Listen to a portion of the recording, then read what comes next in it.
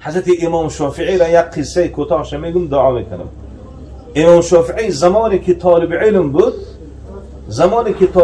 بود در وقت طالب علمی شد، جوان بودن، یاش بودن، یک روز حاجت به سوی بازار شد، حاجتشون به سوی بازار شد، بازار بر آمدن، در بازار قدمی پای زنی را دید، در حالتی که قدمی پای زن عورت نیست، کف زن عورت نیست، روی زن عورت نیست، قدمی پای زن عورت نیست. حضرت امام شافعی رحمت الله علیه پاهای همون زن رو دید، و سفید درید، جوان بود، خون در جوش، معصوم نبودن، نفس داشتن، دید. همین با مجرد دیدن ذهن امام شافعی رحمت الله علیه پریشان شد، حاجت خود را از بازار گرفت و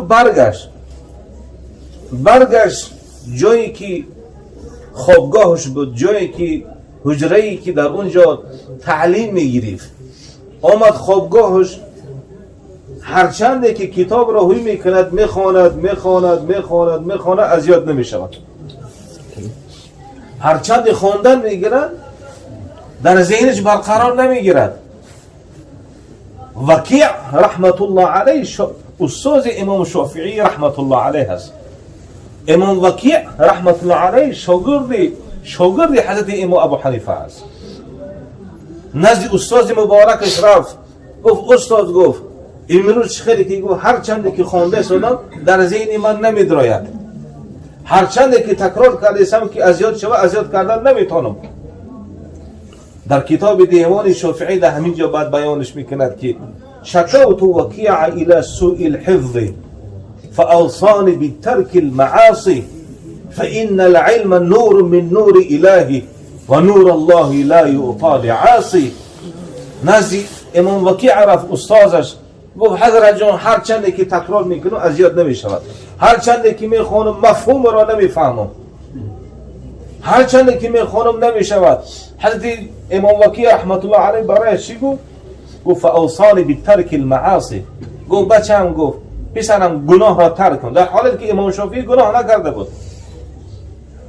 گفت گناه را ترک بکن. برای چی؟ برای که فإن العلم نور من نور الهی، علم یکی از نورهای پروردگار است و نوری پروردگار برای بنده عاصی و گناهگار داده نمی شود. برای خاطر علم و تقوا شرط و مشروطن، علم و گناه یک جا جمع نمی شود.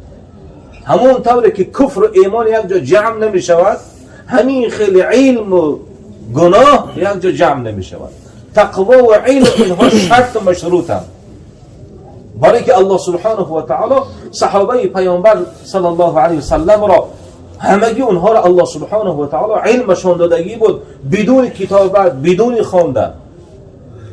شما تمام تاریخ اگر شما نظر بکنید تا زمانی الله اکبر، زمانی پیامبر صلی الله علیه و سلم، زمان اصحاب کرام، احد از صحابه های نبود که کلام پیامبر صلی الله علیه و سلم را نوشتگی باشند، اما همگیشان در قلبهاشون هزارها احادیث جایگیر بود.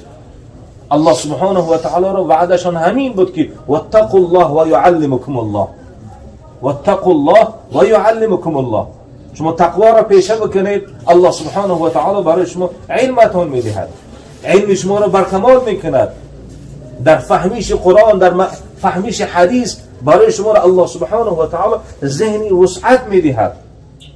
حضرت خالد ابن ولید رضی الله عنه آمد نزد پیامبر صلی الله علیه و سلم، گفت یا رسول الله صلی الله علیه و سلم اريد ان اكون اعلم الناس. ببین، اريد ان اكون اعلم الناس. گفت یا رسول الله میخواهم که از همه داناتر باشم، از همه داناتر باشم، از همه بالاتر باشم، از همه علم من بالاتر باشد، فهمیش من بالا باشد، ذهن من قوی باشد. یا رسول الله چه کار بکنم؟ پیامبر صلی الله علیه و سلم برایش نگفت برای درس بگی، گرچنده که کتاب خواندن، استاد، کتاب، قلم، کاغذ، دفتر، اینها اسباب علم هستند، اینها ذریعه علم هستند، اما پیامبر صلی الله علیه و سلم برایش چی گفت؟ گفت اتق الله تكن اعلم الناس، اتق الله تكن اعلم الناس. گفت تو تقوا را پیشه بکن، متقی باش، پرهیزگار باش، الله سبحانه و تعالی تو را از همه داناتر میکنه. یعنی چی؟ یعنی اینکه علم و تقوا اینها شرط و مشروطن، شرط و مشروطن.